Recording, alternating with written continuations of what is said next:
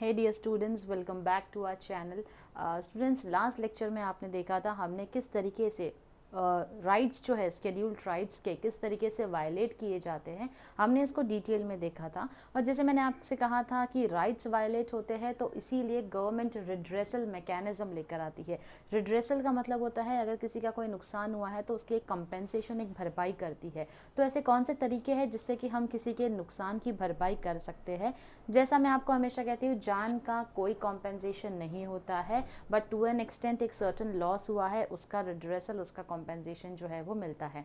अब schedule tribes, अगर इनके साथ इतनी नाइंसाफ़ी हुई है, किसी ने इनके राइट्स को वायलेट किया है, उल्लंघन किया है कानून का, और इनके साथ नाइंसाफ़ी की है, प्रताड़ित किया है, तो किस तरीके से ये गवर्नमेंट से अपनी हेल्प जो है वो मांग सकते हैं अपनी ज़िंदगी के लिए। तो जैसे कि मैंने आपको पहले भी कहा था मेरे प्यारे बच्चों, आर्टिकल 32, आर्टिकल 226, ये दोनों आर्टिकल को याद रख लो, क्योंकि सेम आर्टिकल जो है वो हमारे स्केड्यूल कास्ट के लिए भी है और यही आर्टिकल हमारे स्केड्यूल ट्राइब्स के लिए भी होंगे। आर्टिकल 32 कहता है, whenever an individual is deprived of his fundamental right, he can move to Supreme Court and seek justice। जब भी इनके साथ इनके फंडामेंटल राइट को वायलेट किया गया हो, छीना गया हो इनसे, तो इनको पूरा अधिकार है ये सुप्रीम कोर्ट के पास जाकर इंसाफ जो है वो मांग सकते हैं। Article 32, the Parliament can also empower any courts to exercise the power of the Supreme Court within the local limits of its jurisdiction। किसी भी कोर्ट को सुप्रीम कोर्ट पार्लियामेंट जो है वो अपॉइंट कर सकती है सुप्रीम कोर्ट के बदले, जो कि उनकी लोकल जुरिस्डिक्शन में आता हो, उन्हीं के लिमिटेड एरिया में आता हो, तो किसी भी कोर्ट को अपॉइंट किया जा सकता है उनके साथ इंसाफ का फैसला करने के लिए। तो ये हमारा आर्टिकल 32 है। देखते हैं आर्टिकल 226 हमको क्या बोलता है। It empowers every high court to issue the writs, यानी कि रिटन पिटीशन जो है वो उसके लिए 226 एम्पावर करता है हाई कोर्ट को। Courts are empowered to accept entertain writ petition from person और persons whose rights are violated. जिसके भी राइट्स को वायलेट किया गया है तो आप रिट पिटीशन जो है वो हाई कोर्ट की तरफ से क्या कर सकते हैं, फाइल कर सकते हैं। Now, Government of India has set up redressal mechanism at national level and at state level। तो नेशनल और स्टेट लेवल पे redressal mechanism बना है। स्केड्यूल कास्ट में हमने देखा था, क्या देखा था, हमने देखा था नेशनल ह्यूमन राइट्स कमीशन है और स्टेट ह्यूमन राइट कमीशन है। अब ये नेशनल और स्टेट ह्यूमन राइट कमीशन तो सेटअप की गई है, लेकिन स्पेसिफिकली अगर हम बात करें स्केड्यूल ट्राइब्स की, तो उनके लिए और एससीज के लिए, स्केड्यूल कास्ट और स्केड्यूल ट्राइब, एससी और एसटी दोनों के ही लिए नेशनल कमीशन जो है वो बनाई गई है, जिसको हम जानते हैं national commission for schedule tribes और स्केड्यूल कास्ट के नाम से। तो दोनों ही के लिए क्या की गई है, अलग अलग से नेशनल कमीशन जो है वो बनाई गई है। तो अब हम देखेंगे ये national commission for schedule tribes क्या रोल प्ले करती हैं। Okay. Consequent upon the Constitution 89th Amendment Act 2003, कौन सा अमेंडमेंट है ये, 89th अमेंडमेंट। अमेंडमेंट यानी चेंजेस लाना। The erstwhile National Commission for Scheduled Caste and Scheduled Tribes has been replaced। तो इनको रिप्लेस किया गया, National Commission for Scheduled Caste बनाया गया and for Scheduled Tribes बनाया गया। Now what are the functions of this National Commission for Scheduled Tribes? अब इनका काम क्या है, वही काम है जो कि स्केड्यूल कास्ट के लिए नेशनल कमीशन को दिया गया है। रोल्स एंड रिस्पॉन्सिबिलिटी, फंक्शंस उनके सारे सेम है, but with respect to schedule caste, with respect to schedule tribes बनाए गए हैं, तो काम उनके ऑलमोस्ट सिमिलर ही है। Now investigate and monitor matters related to safeguard. जितने भी सेफ गार्ड दिए गए हैं, कौन से, सोशल है, पॉलिटिकल है, एजुकेशनल एंड कल्चरल है, लीगल है, जितने भी सेफ गार्ड्स इनको प्रोवाइड किए गए हैं एससी एसटी को, तो उसको क्या करने का काम है, इन्वेस्टिगेट और मॉनिटर करने का काम है कि जो सेफ गार्ड दिए गए हैं उनके ऊपर काम हो रहा है या नहीं हो रहा है। कोई स्पेसिफिक कंप्लेंट्स आती हैं राइट्स और सेफ गार्ड्स की, एसटीज की, उनके ऊपर इंक्वायरी बिठाने का काम national commission for schedule tribes का है। पार्टिसिपेट करना, एडवाइस करना प्लानिंग प्रोसेस में। कौन से प्लानिंग प्रोसेस की बात कर रहे हैं, डेवलपमेंट ऑफ एसटीज की बात कर रहे हैं, इनके उद्धार के लिए क्या काम किया जा रहा है, प्रोग्रेस कहाँ तक बढ़ी है इनके डेवलपमेंट की, चाहे किसी भी यूटी यानी यूनियन टेरिटरी के अंडर हो, चाहे किसी भी स्टेट के अंडर हो। हमने जब भी चाहे हम आपसे रिपोर्ट जो है वो मांग सकते हैं, इन्वेस्टिगेशन कर सकते हैं। To submit report to the president annually and at such other times as the commission may deem fit upon working of safeguards measures required for effective implementation of programs schemes related to welfare and socio-economic development of the STs। Basically आपको यहाँ पर क्या काम करना होगा, national commission होना, जिम्मेदारी दे दी गई है। तो ये नेशनल कमीशन को रिपोर्ट करना होता है, किसको करना होता है, हमारे कंट्री के प्रेसिडेंट को, कि इनके डेवलपमेंट के लिए आपने क्या काम किया है, कौन से प्रोग्राम्स लेकर आए हो, कौन से वेलफेयर प्रोग्राम्स के साथ आप आते हो, जिससे कि आप बता सकते हो कि हमने इनके डेवलपमेंट के ऊपर कितना खर्चा किया है। पैसे तो गवर्नमेंट स्पेंड करती है, क्या वो पैसे एक्चुअली इन तक पहुँचते हैं, इनके डेवलपमेंट के लिए पहुँचते हैं, इनके सेफगार्ड्स इनको सही से मिलते हैं नहीं मिलते, इनके राइट्स जो है वो कोई वायलेट करता है या नहीं करता है। ये सारी ही चीज़ों की एनुअल रिपोर्ट, पूरे साल की रिपोर्ट जो है वो बनाकर प्रेसिडेंट के सामने पेश की जाती है। Then the next function says to discharge such other functions in relation to STs as the president may subject to the provision of any law made by parliament by rules specified। तो any other function in relation to STs जो कि president ने बोला है, उसके अलावा कोई और फंक्शन परफॉर्म करना होगा, पार्लियामेंट से कोई रूल आता है स्पेसिफाई होकर कोई फंक्शन परफॉर्म करना होगा, तो national commission for scheduled tribes को वो फंक्शन परफॉर्म करना पड़ता है। Commission would also discharge the following other functions in relation to the protection, welfare and development और advancement of the STs। अब इसके अलावा कुछ और functions भी है जो कि उनको perform करने होते हैं, जैसे कि पहला दिया है measures that need to be taken over conferring ownership rights in respect of minor forest produce to ST living in forest area। तो बेसिकली अगर कोई scheduled tribes है जो कि forest area में रहते हैं, तो कहीं ना कहीं ownership के rights जो है उसको ध्यान में रखना ज़रूरी है। माइनर फॉरेस्ट प्रोड्यूस है, वहाँ रहकर अगर अपनी तरफ से वो कुछ काम कर रहे हैं वहाँ पर, तो उन चीज़ों के ऊपर ध्यान रखना। Measures to be taken to safeguard rights to the tribal communities over mineral resources, water resources as per law। देखो मिनरल रिसोर्सेज, वाटर रिसोर्सेज है, आप स्केड्यूल ट्राइब हो हम जानते हैं, लेकिन ये पूरे देश का जो है वो रिसोर्स है, तो इसका कहीं आप ओवर एक्सप्लॉयटेशन ना कर दो, तो इन रिसोर्सेज का इस्तेमाल करते हो वो भी हमें पता होना चाहिए। Measures to be taken for the development of tribals and to work for more viable livelihood strategies। उनकी ज़िंदगी को और ज़्यादा बेहतरीन बनाने के लिए और कई सारे measures लिए जाते हैं।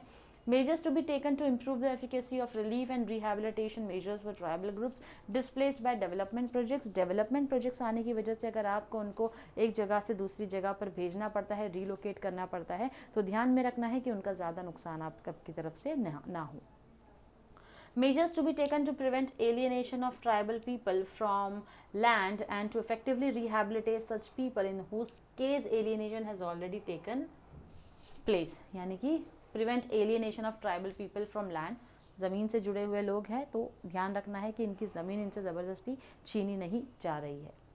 Measures to be taken to elicit maximum cooperation and involvement of tribal communities for protecting forest and undertaking social afforestation। इस बात का भी ख्याल रखना है हमको कि फॉरेस्ट किसी तरीके से ट्राइबल पीपल से अफेक्ट जो है वो नहीं हो रहा है, तो ट्राइबल्स को इनका भी ख्याल रखना बहुत ज़्यादा ज़रूरी है।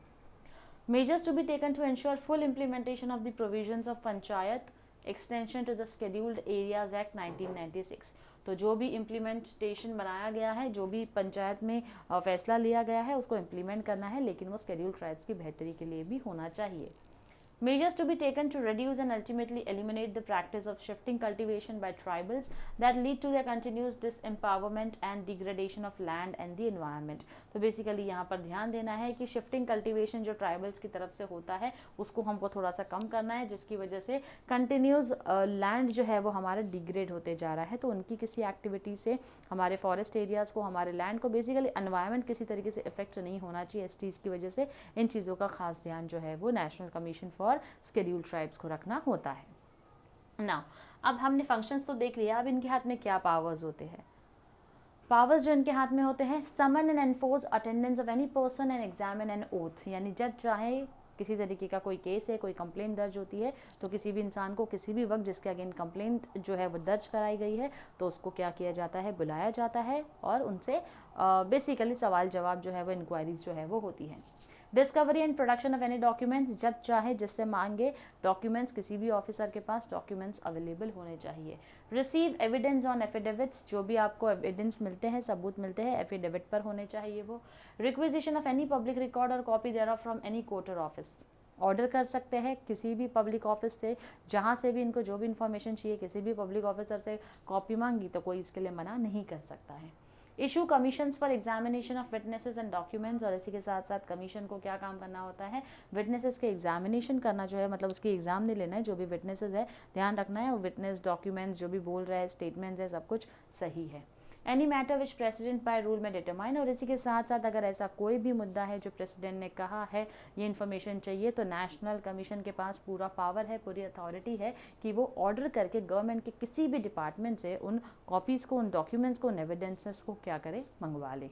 इस तरीके से हमने देखा है स्केड्यूल कास्ट के लिए और स्केड्यूल ट्राइब्स के लिए, दोनों के ही लिए क्या की गई है, नेशनल कमीशन जो है वो फॉर्म की गई है। दोनों ही की बेहतरी के लिए जो है वो ये नेशनल कमीशन काम करती है। तो यहाँ पर हमारा स्केड्यूल ट्राइब्स का टॉपिक जो है वो एंड होता है।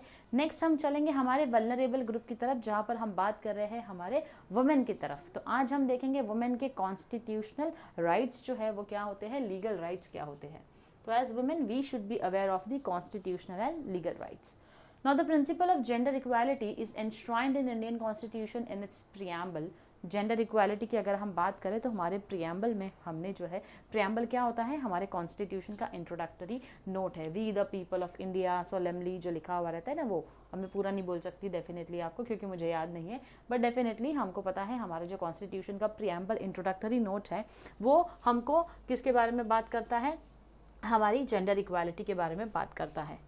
Constitution not only grants equality to women but also empowers the state to adopt measures of positive discrimination in favor of women।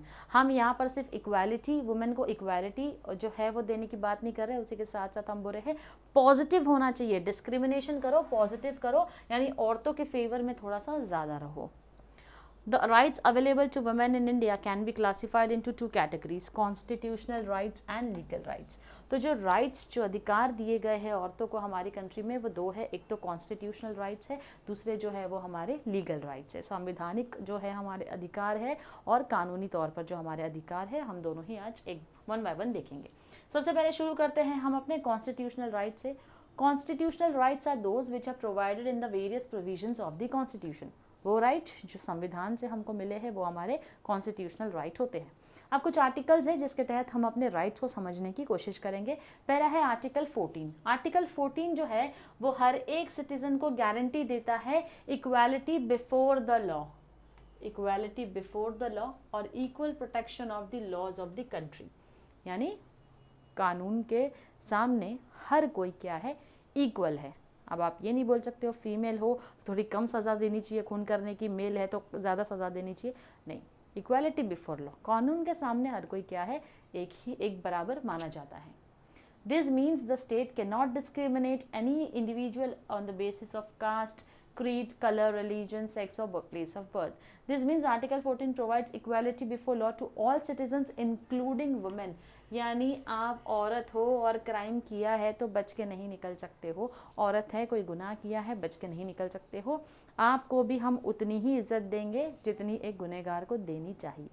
तो बेसिकली फंडा यहाँ पर यह है कि कानून जो है वो हर किसी को इक्वल नज़र से देखता है, समान नज़र से देखता है कि आप सभी क्या है कानून के सामने एक समान है।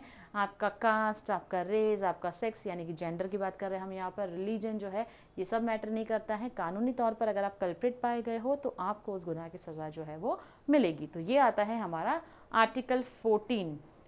राइट टू इक्वालिटी सुना था, इक्वालिटी बिफोर लॉ, आर्टिकल 14 याद रखना है आप बच्चों को। क्यों याद रखना है, एग्जाम में आ सकता है, क्या आ सकता है, कॉन्स्टिट्यूशनल या लीगल राइट। जब ऐसे आर्टिकल्स लिखते हो ना तो आपके आंसर का वेटेज जो है वो और ज़्यादा बढ़ जाता है कि अरे वाह बच्चे को नॉलेज है, आर्टिकल याद करके आया और हमको बता रहा है कि कौन सा आर्टिकल हमको क्या बोलता है, और as citizen of our country हमको याद होना भी बहुत ज़रूरी है। चलो बढ़ते हैं नेक्स्ट आर्टिकल 15(1) की तरफ, जो हमको बोलता है state shall not discriminate against any citizen of India. यानी जो हमारी कंट्री है उसके अंदर किसी भी तरीके का डिस्क्रिमिनेशन, भेदभाव नहीं होना चाहिए, ना ही जेंडर के बेसिस पे, ना रिलीजन के बेसिस पे, ना race, caste, place of birth, कहीं भी बॉर्न हुआ, गांव का है इंसान, शहर का है इंसान, कोई फ़र्क नहीं पड़ता है, हर कोई यहाँ पर कानून के सामने क्या है, एक समान है। देन आर्टिकल 15(3) हमको बोलता है state is empowered to make any special provisions for women. 15(3) हमको बोलता है कि आप क्या कर सकते हो, स्पेशल प्रोविजंस जो है, कुछ खास प्रोविज़न जो है वो किसको दे सकते हो, औरतों को दे सकते हो। देखो यहाँ पर हम डिस्क्रिमिनेट नहीं कर रहे हैं मर्द और औरत के बीच में, लेकिन कहीं ना कहीं हमारा कॉन्स्टिट्यूशनल राइट बोलता है थोड़ा सा पॉजिटिव डिस्क्रिमिनेशन औरतों की तरफ होना चाहिए। In other words, this provision enables the state to make affirmative discrimination in favor of women. वही मैंने कहा पॉजिटिव डिस्क्रिमिनेशन जो है वो औरतों की तरफ हमारा बढ़ रहा है। Okay, next we have article 16(2) जो हमको बताता है states that the state cannot discriminate against anyone in matters of public employment, but there are certain exceptions such as reservation for backward caste. अब देखो यहाँ पर जो है स्टेट किसी को पब्लिक एम्प्लॉयमेंट गवर्नमेंट जॉब के लिए डिस्क्रिमिनेट नहीं कर सकता, ठीक है, किसी भी बेसिस पे डिस्क्रिमिनेशन नहीं होगा, लेकिन कॉन्स्टिट्यूशनल राइट के हिसाब से रिजर्वेशन की कुछ सीट है जो कि बैकवर्ड कास्ट को मिलती है। अब इसी के अंदर आर्टिकल 16(2) ये भी बोलता है it prohibits the state to discriminate on grounds of religion, race, caste, sex और place of birth in respect of any employment. यहाँ पर डिस्क्रिमिनेशन किसी भी बेसिस पर नहीं कर रहे हैं हम, लेकिन हम क्या कर रहे हैं, जो बैकवर्ड कास्ट के लोग हैं उनके लिए कुछ सीट्स रिजर्व कर ली है ताकि उनके उद्धार के लिए हम क्या कर रहे हैं, काम कर रहे हैं। तो डिस्क्रिमिनेशन किसी तरीके का यहाँ पर नहीं हो रहा है। आर्टिकल 19(1)(g) हमको बोलता है guarantees right to practice any profession, occupation, trade और business irrespective of sex, religion, race, caste, place of birth. तो इन सब के बेसिस पर जो काम करना चाहे आप कर सकते हैं, प्रोफेशन जो चुनना चाहे चुन सकते हैं, ऑक्यूपेशन जो चुनना है चुन सकते हो। ऐसा कहीं पर भी नहीं लिखा है कि आपका रिलीजन की वजह से आप ये काम नहीं कर सकते, आपको जो काम करना है कर सकते हो। कॉन्स्टिट्यूशनल राइट है हमारा, आर्टिकल 1(g) हमको गारंटी देता है। आर्टिकल 23(1) हमको क्या बोलता है, trafficking of human beings and forced labour practice in by landlords has been declared a crime and punishable by law. कुछ भी काम करो इसका मतलब ये नहीं है कि किसी से ज़बरदस्ती फोर्स्ड लेबर करवाओ, किसी से भीख मंगवाओ, किसी को बंधुआ मजदूर बनाकर रख दो, बिल्कुल नहीं चलेगा ऐसा। क्यों? क्योंकि आर्टिकल 23(1) ने हमको कहा है कि आप ज़बरदस्ती किसी से कोई काम नहीं करवा सकते हो। Trafficking of humans for the purpose of slave trade, trafficking का मतलब होता है यहाँ पर इंसानों की जो तस्करी की जाती है, किडनैप कर दिया किसी को ज़बरदस्ती या फिर झूठ बोलकर उसको गाँव से शहर लेकर आए कुछ और काम के लिए और बाद में उससे काम कुछ और करवा रहे हैं, तो इसको हम इंसानों की तस्करी बोलते हैं बेसिकली। तो ये जो ट्रैफिकिंग किया जाता है स्लेव, गुलामी करवाने के लिए या प्रोस्टिट्यूशन के लिए, इसको हमारे कानून ने कम्प्लीटली प्रोहिबिट किया है, बैन किया है। ऐसा करते हुए आप पाए गए तो आपको दिवाली ऑफर मिलेगा। दिवाली ऑफर क्या होता है, एक पे एक फ्री जो मिलता है, जेल तो मिलेगी, साथ में ही आपको जुर्माना जो भरना पड़ेगा वो अलग होगा। फिर आता है हमारा article 39(a), the state to secure for man and women equally the right to an adequate means of livelihood. तो ज़िंदगी जीने के लिए हर चीज़ों की जो ज़रूरत होती है वो सिक्योरिटी जो है आदमी और औरत दोनों को ही मिलनी चाहिए। आर्टिकल 39(d) बोलता है state to secure equal pay for equal work for both Indian man and women. यानी आप अगर कहीं पर जॉब के लिए अप्लाई करते हो तो ये बिल्कुल भी डिस्क्रिमिनेशन नहीं करना है। फॉर एग्जांपल अगर मैं एक MBA हूँ, मेरे साथ एक और मेल है यहाँ पर जो कि MBA है, अगर हम दोनों ही MBA है, दोनों की क्वालिफिकेशन सही है, अगर दोनों के पास कैलिबर अच्छा है, तो आप सिर्फ ये बोलकर मुझे सैलरी कम नहीं दे सकते हैं कि घर जो है वो मर्दों को चलाना होता है, औरतों को नहीं। तो ये सोचकर कई बार हम डिस्क्रिमिनेट करते हैं और औरतों को जो पे देते हैं, जो सैलरी देते हैं वो कम देते हैं, which is completely wrong. Again आपको जो भी पे पैकेज देना है, चाहे आपके सामने मर्द हो औरत हो, आपको उसकी काबिलियत देखकर देना है, ना कि उसके जेंडर को देखकर देना है। That is what article 39(d) states. Article 39(e) हमको बोलता है state is required to ensure that the health and strength of women workers are not abused and that they are not forced by economic necessity to enter avocations unsuited to their strength. यानी कि state हमको बोलता है health and strength of women workers are not abused, जो उनकी physical strength है, जो उनकी हेल्थ है, उसको अब्यूज़ नहीं किया जा रहा है, ज़बरदस्ती ऐसे कोई काम उनको नहीं करवाया जा रहा है जो उनकी कैपेसिटी से एज फीमेल, जो उनकी बॉडी है, जैसे उनकी हेल्थ है, जैसे उनकी कैपेसिटी है, उससे बाहर हो, तो ऐसा कोई काम उनसे नहीं करवाया जा सकता है। The state shall make provisions for securing just and human conditions of work and maternity leave। इसी के साथ साथ आर्टिकल 42 हमको बोलता है कि औरतों के लिए जो वर्किंग कंडीशंस होती है वो थोड़ी अच्छी होनी चाहिए, और उसी के साथ साथ since womens are the one who give birth to a child, तो इसीलिए उनको मैटरनिटी लीव जो है वो भी देना ज़रूरी है। मैटरनिटी लीव जो यानी कि अपने प्रेगनेंसी के कुछ आखिरी दौर में डिलीवरी के आसपास के टाइम में आप उनको छुट्टी दे दो। वो छुट्टी जो है वो उनके डिलीवरी के कुछ ऑफिसेज होते हैं, प्राइवेट ऑफिसेज, पेड सैलरी आपको देते हैं। 2-3 महीने तक नहीं भी आओगे तो भी आपको आपकी सैलरी आ रही है, कुछ हो रहे हैं जो 6 महीने तक की, अगले 6 महीने के लिए आपको छुट्टी देते हैं, तो उसे हम बुलाते हैं मैटरनिटी लीव, जो आफ्टर डिलीवरी हर माँ को मिलती है कंपनी की तरफ से। ज़रूरी भी है मिलना, क्योंकि इतने छोटे बच्चे को कोई लेकर ऑफिस नहीं आ सकता, ना रख कर आ सकता है। इसीलिए मैटरनिटी लीव का भी जो ऑप्शन है वो भी हमारे आर्टिकल के अंदर मेंशन है, वो भी हमारा कॉन्स्टिट्यूशनल राइट है। Okay, article 51A, it shall be the duty of every citizen of India to renounce practices derogatory to the dignity of women.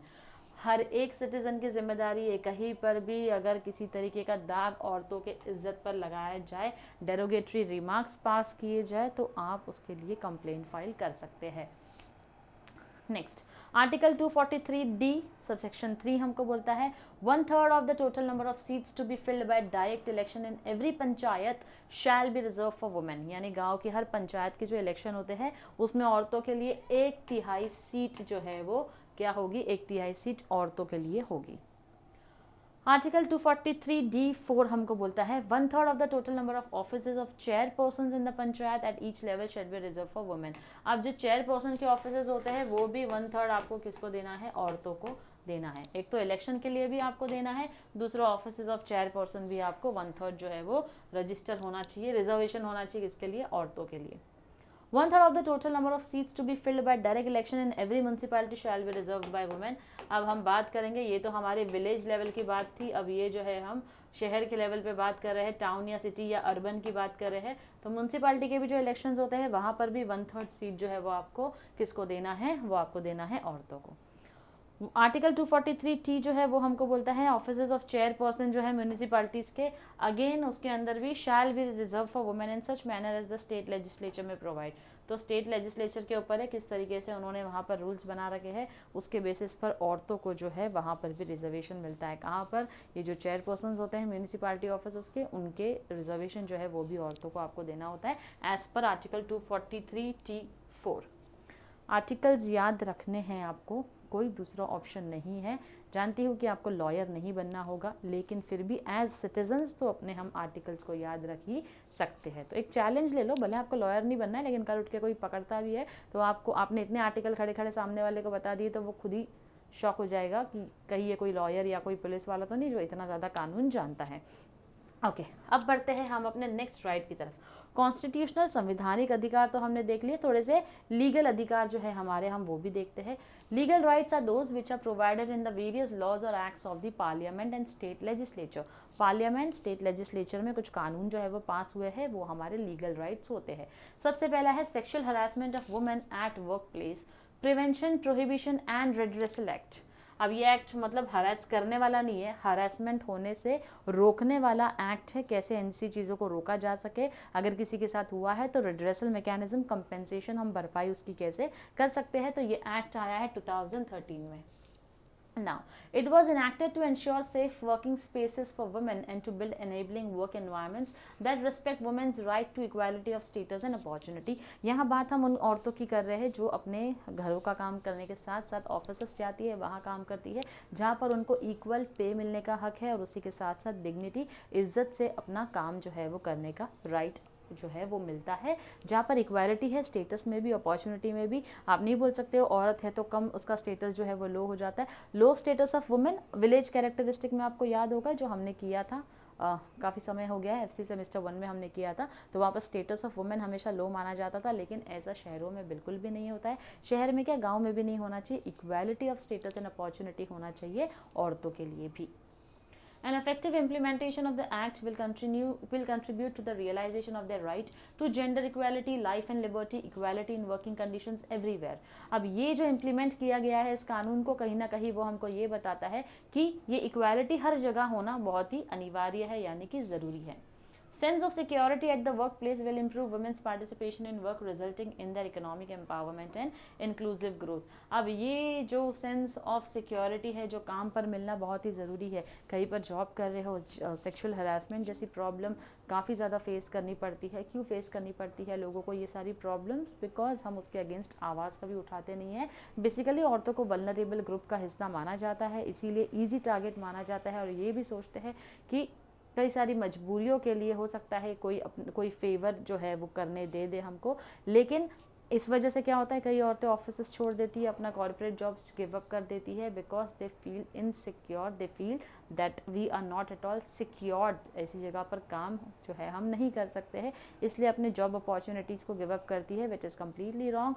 तो ये जो एक्ट आया है इसीलिए आया है ताकि औरतें अपने काम पर जो है वो सुरक्षित रहे. और अगर किसी भी तरीके का हरासमेंट होता है तो they always have this option, they can go and they can file a complaint against the हरासर.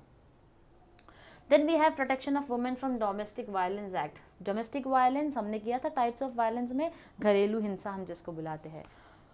तो डोमेस्टिक वायलेंस एक्ट आया है 2005 में. Is a comprehensive legislation to protect women in India from all forms of domestic violence. हर तरीके की घरेलू हिंसा से हम उसको बचाना चाहते हैं. भले आपके घर का मैटर है तो क्या हुआ, घर के मैटर में भी आपको किसी का भी जान लेने का या किसी को मारने का हक बिल्कुल भी नहीं होता है. Now, it also covers women who have been or are in a relationship with the abuser and are subjected to violence of any kind of physical, sexual, mental, verbal or emotional. किसी भी तरीके का harassment अगर होता है, किसी भी तरीके का violence अगर होता है, तो ये सारे violence जो है वो allow बिल्कुल भी नहीं है. Then we have preconception and prenatal diagnostic techniques, prohibition of sex selection act 1994, जो कि हमको बोलता है prohibition of sex selection before or after conception and for regulation of prenatal diagnostic techniques for the purposes of detecting genetic abnormalities or metabolic disorders or chromosal abnormalities or certain congenital malformations or sex-linked disorders, and for the prevention of their misuse for sex determination leading to the female feticide and for matters connected therewith or incidental thereto.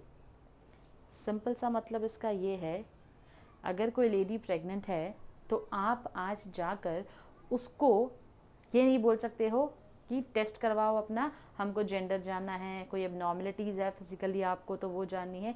ऐसे किसी तरीके का कोई test आप नहीं करवा सकते हो. बेसिकली जेंडर रिवील जो है वो बिल्कुल भी नहीं होता है किसी के भी सामने जो बेबी बॉर्न होने वाला है. इसलिए नहीं होता क्योंकि हमारी कंट्री में फीमेल फिटिसाइड सबसे ज़्यादा देखने मिले हैं. फीमेल फिटिसाइड बच्चियों के पता चलता है जेंडर है, बेबी है, लड़की है, तो हम क्या करते हैं, पैदा होने के पहले ही उसको मार देते हैं, जिसकी वजह से औरतों का पॉपुलेशन कम हो रहा है. ये हम नहीं होने दे सकते. यही सबसे बड़ा कारण है जिसके लिए हम फीमेल फिटिसाइड को रोकने के लिए गवर्नमेंट ने बहुत बड़ा स्टेप लिया था. और वो स्टेप ये है कि बिल्कुल भी बच्चे का जेंडर जो है वो रिवील नहीं होना चाहिए. इसी के लिए ये जो हमारा एक्ट है, pre conception and prenatal diagnostic techniques act 1994 लाया गया था. फिर फॉर्म हुआ है हमारा national commission for women act 1990 में. provides for the establishment of a national commission for women to study and monitor all matters relating to the constitutional and legal rights and safeguards of women. अब जैसे national commission बना है हमारा, किसके लिए बना है नेशनल कमीशन? हमारा शेड्यूल कास्ट और शेड्यूल ट्राइब के लिए बना है. सिमिलरली औरतों के लिए भी बना है. फंक्शन सेम करता है. औरतों से रिलेटेड जितनी भी प्रॉब्लम्स होगी जो सोसाइटी में औरतों को फेस करनी पड़ती है, उसके लिए नेशनल कमीशन फॉर वुमेन जो है वो जस्टिस सीक करता है. Then commission of Sati prevention act आया था, जो कि बहुत ज़्यादा इफेक्टिव रहा है क्योंकि हमको सती प्रथा को कम्प्लीटली क्या करना था, बंद करना था. लीगल सर्विसेज अथॉरिटी एक्ट है, provides for free legal services to Indian women. Legal service authority औरतों को फ्री लीगल सर्विसेज जो है वो देती है इंडियन वुमेन को. Every person including women who has to file और defend the case shall be entitled to legal service under this act.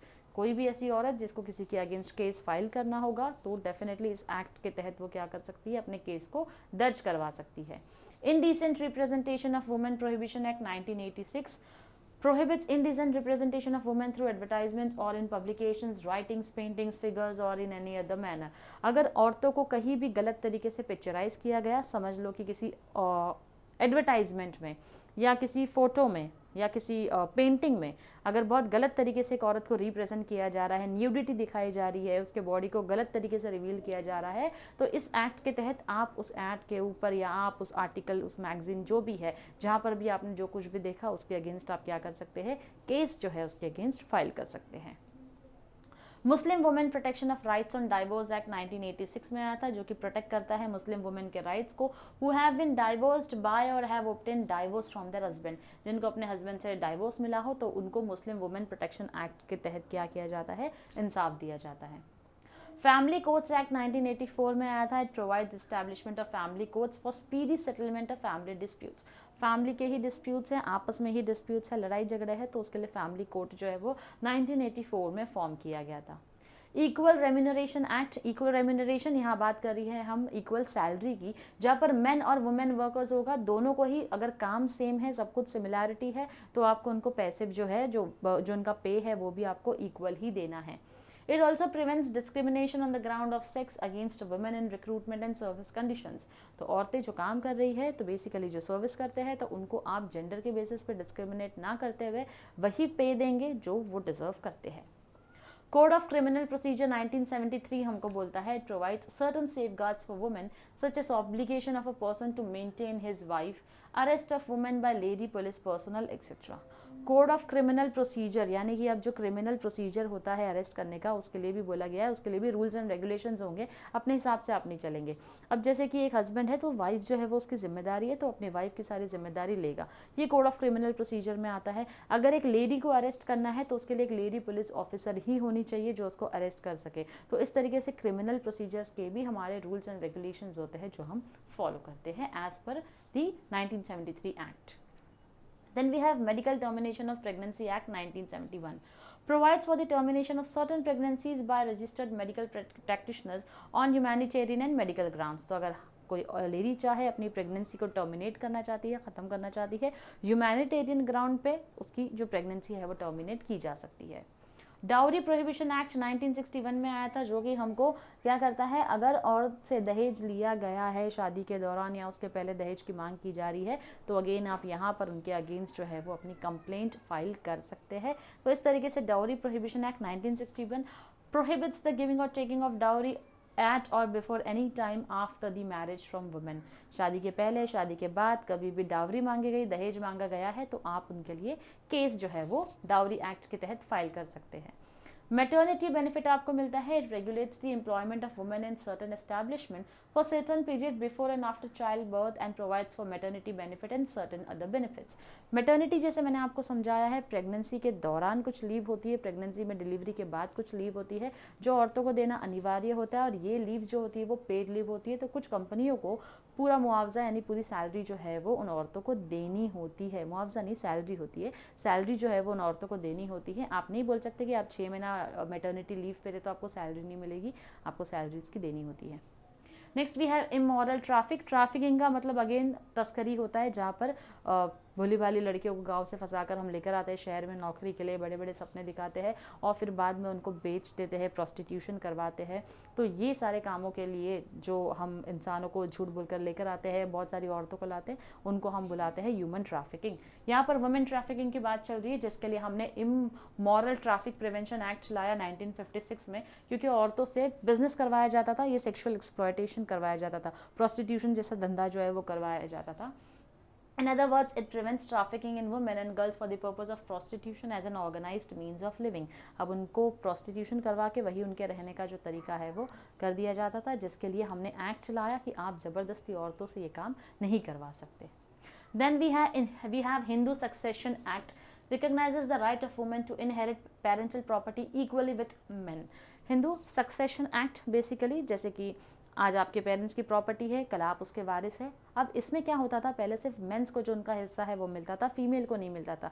लेकिन हिंदू सक्सेशन एक्ट के तहत क्या होने लग गया, अब फीमेल चाइल्ड होगी आपकी, मेल चाइल्ड होगा आपका, दोनों को ही आपको अपनी प्रॉपर्टी जो है वो क्या करनी है, डिवाइड करके दोनों के ही हिस्से में आएगी। पेरेंट्स के ऊपर है उनको कितना कैसे देना है, लेकिन आपको क्या करना है, एज पर एक्ट जो भी प्रोसीजर्स बनाए गए हैं उसके तहत आपको अपनी प्रॉपर्टी को डिवाइड करना है अपने दोनों ही बच्चों में।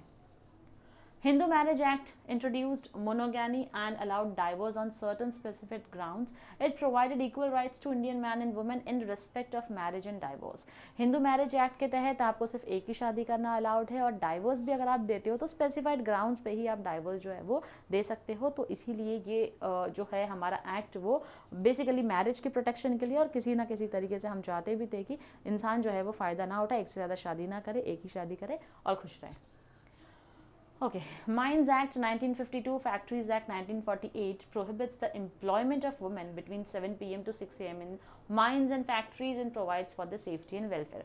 माइंस एक्ट, फैक्ट्रीज एक्ट क्या बोलता है, किसी भी औरत को अगर माइनिंग के इसमें काम कर रही है, फैक्ट्री में काम कर रही है, तो शाम के 7 बजे के से लेकर सुबह के 6 बजे तक उसको वहाँ पर उसकी सेफ्टी के लिए, उसकी बेहतरी, उसकी वेलफेयर के लिए उसको शाम 7 से सुबह 6 तक काम करना अलाउड फैक्ट्रीज में नहीं दिया जाएगा.